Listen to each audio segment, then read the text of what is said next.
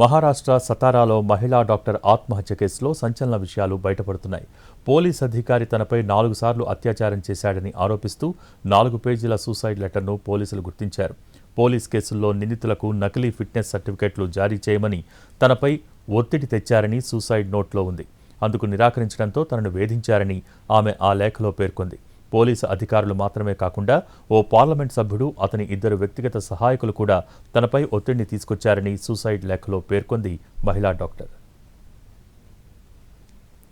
సతారాలోని Phaltan sub district ఆసుపత్రిలో medical ఆఫీసర్గా పనిచేస్తున్న 26 ఏళ్ల యువతి ఆత్మహత్య చేసుకుంది.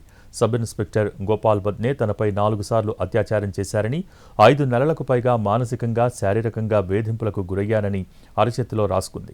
నిందితులకు నకిలీ ఫిట్నెస్ సర్టిఫికెట్లు జారీ చేయమని పోలీసు అధికారులు తనపై ఒత్తిడి తెచ్చారని, వారిలో చాలామందిని వైద్య పరీక్షలకు కూడా తీసుకురాలేదని సూసైడ్ నోట్లో తెలిపింది. సర్టిఫికెట్ ఇచ్చేందుకు నిరాకరించడంతో ఓ ఎంపీకి చెందిన 2 వ్యక్తిగత సహాయకులు ఆసుపత్రికి వచ్చారని, వారు ఎంపీకి ఫోన్ చేసి మాట్లాడించారని తెలిపింది. ఆ ఎంపీ ఆమెను పరోక్షంగా బెదిరించారని కూడా సూసైడ్ నోట్లో పేర్కొంది. మరోవైపు ఈ కేసులో ఆరోపణలు ఎదుర్కొంటున్న సబ్ ఇన్స్పెక్టర్ గోపాల్ బద్నేను సస్పెండ్ చేశారు.